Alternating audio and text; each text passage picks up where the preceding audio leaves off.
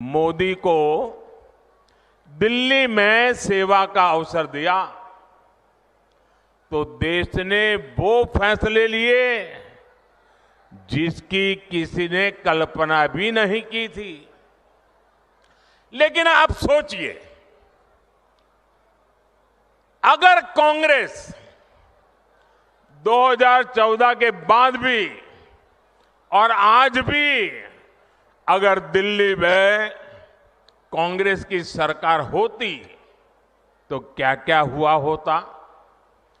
कांग्रेस होती तो जम्मू कश्मीर में आज भी हमारी सेनाओं पर पत्थर चल रहे होते।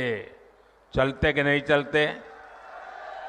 कांग्रेस होती तो सीमा पार से आकर दुश्मन आज भी हमारे जवानों के सिर काटकर ले जाते। कांग्रेस सरकार कुछ न करती। कांग्रेस होती तो ना हमारे फौजियों को 1 रैंक 1 पेंशन लागू होती और ना ही हमारे पूर्व सैनिकों को 1 लाख करोड़ रुपया मिलते। कांग्रेस होती तो देश में आए दिन देश के कोने कोने में सीरियल ब्लास्ट, बम धमाके होते ही रहते, निर्दोष लोग मरते ही रहते। कांग्रेस ने तो राजस्थान में जो सीरियल ब्लास्ट हुए थे, बम धमाके हुए थे, उन दोषियों को बचाने का घोर पाप भी किया है। कांग्रेस होती तो कोरोना के समय ना किसी को मुफ्त राशन मिलता और ना ही किसी को मुफ्त वैक्सीन मिलती। कांग्रेस होती तो देश में महंगाई से हाहाकार मचा होता। कांग्रेस पार्टी देश की मुसीबत में अपने लिए भ्रष्टाचार के नए मौके तलाशती।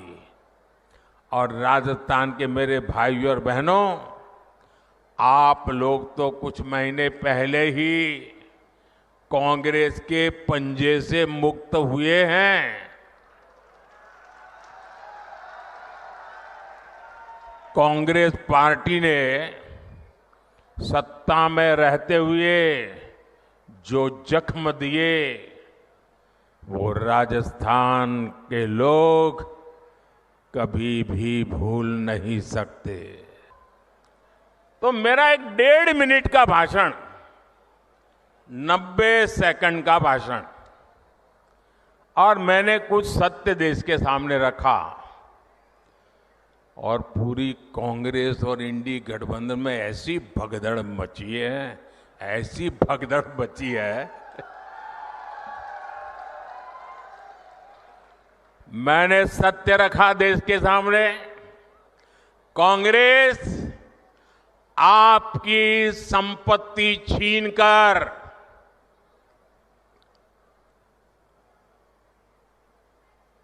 उनके खास लोगों को बांटने की गहरी साजिश रचकर बैठी है।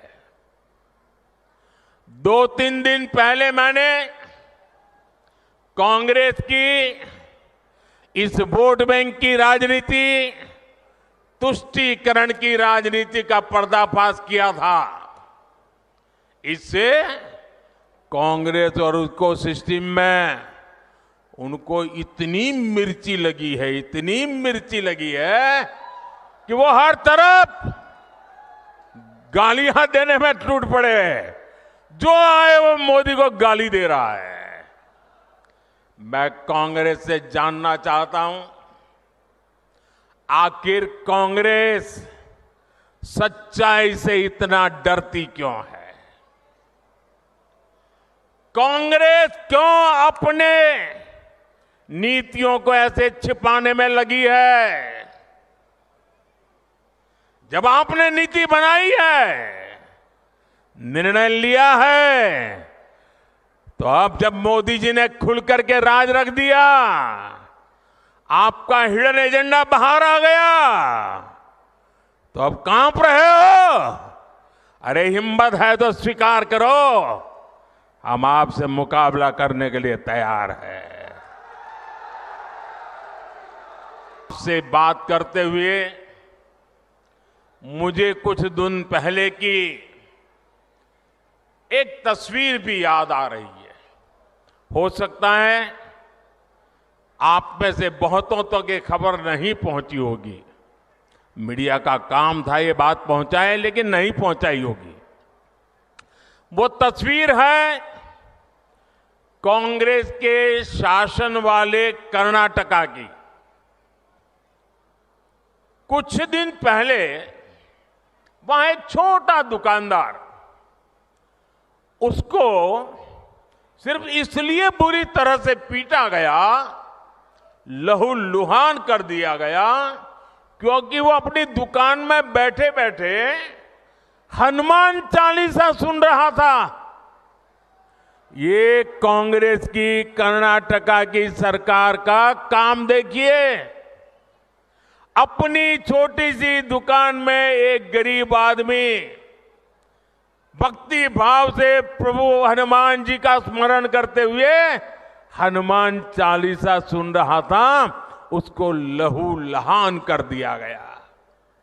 आप कल्पना कर सकते हैं, कांग्रेस के राज में हनुमान चालीसा सुनना भी गुनाह हो जाता है। कांग्रेस के राज में अपनी आस्था का पालन करना भी मुश्किल हो जाता है, और राजस्थान तो खुद इसका भुक्तभोगी रहा है। अब सीधी सीधी बात है, जब उनके पार्टी, उनके सारे नेता प्रभु राम का मंदिर बने, प्रभु राम का प्राण प्रतिष्ठा का अवसर हो, मंदिर के लोग जाके रूबरू में आने के लिए निमंत्रण दे, सम्मान पूर्वक निमंत्रण दे, और पब्लिकली उस निमंत्रण को ठुकरा दिया जाए,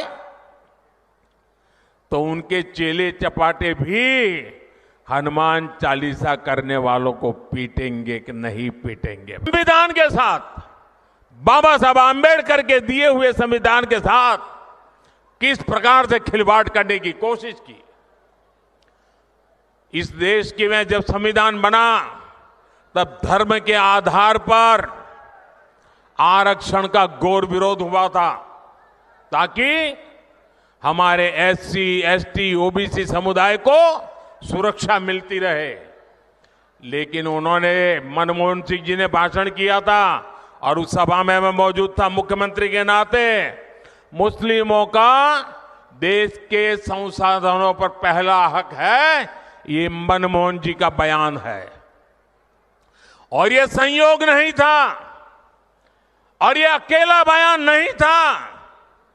कांग्रेस पार्टी की सोच हमेशा से तुष्टीकरण की रही है, वोट बैंक की राजनीति की रही है। 2004 में जैसे ही कांग्रेस की केंद्र में सरकार बनी, उसके सबसे पहले किए गए कामों में था, सबसे पहला काम था चुनाव जीतने के बाद, आंध्र प्रदेश में एससी, एसटी के रिजर्वेशन में से कमी करके मुसलमानों को रिजर्वेशन देने का प्रयास। ये एक पायलट प्रोजेक्ट था, जिसे कांग्रेस पूरे देश में आजमाना चाहती थी। 2004 से 2010 के बीच कांग्रेस ने 4 बार आंध्र प्रदेश में मुस्लिम रिजर्वेशन लागू करने की कोशिश की, लेकिन कानूनी अड़चनों की वजह से, सुप्रीम कोर्ट की जागरूकता के कारण वो अपने मंसूबा जो लेके चले थे, वो पूरे नहीं कर पाए। 2011 में कांग्रेस ने इसे देश में लागू करने की कोशिश की। एससी, एसटी को और ओबीसी को मिला हुआ अधिकार छीन करके वोट बैंक की राजनीति के लिए औरों को देने का खेल किया। कांग्रेस ने इतने प्रयास ये जानते बूझते किए कि ये सब संविधान की मूल भावना के खिलाफ था, लेकिन कांग्रेस ने संविधान की परवाह नहीं की, बाबा साहब आंबेडकर की परवाह नहीं की। जब कर्नाटका की बीजेपी सरकार ने, जब हमें मौका मिला तो हमने पहला काम किया, उन्होंने जो एससी, एसटी से छीन करके मुस्लिम कोटा निकाला था उसको हमने खत्म कर दिया और जिनका हक था उनका हित सुरक्षित रखा। तो कांग्रेस पूरे देश में आग बबूला हो गई। ये मोदी समझता क्या है? अरे मोदी संविधान को समझता है, मोदी संविधान को समर्पित है, मोदी बाबा साहब आंबेडकर की पूजा करने वाला व्यक्ति है। साथियों, सच्चाई ये है कि कांग्रेस और इंडिया अलायंस जब सत्ता में था तो ये लोग दलितों, पिछड़ों के आरक्षण में सेंधमारी करके वोट बैंक पॉलिटिक्स के लिए उनकी खास जमात को अलग से आरक्षण देना चाहते थे, जबकि संविधान इसके बिल्कुल खिलाफ है। आरक्षण का जो हक बाबा साहब ने दलित, पिछड़ों और आदिवासियों को दिया, कांग्रेस और इंडिया अलायंस वाले उसे मजहब के आधार पर मुसलमानों को देना चाहते थे। मैं कांग्रेस को पूछना चाहता हूं, क्या कांग्रेस ऐलान करेगी कि संविधान में दलितों, पिछड़ों के आरक्षण को, आदिवासियों के आरक्षण को कम करके वो इसे मुसलमानों को नहीं बांटेंगे? जरा वह देश की जनता को वादा करो।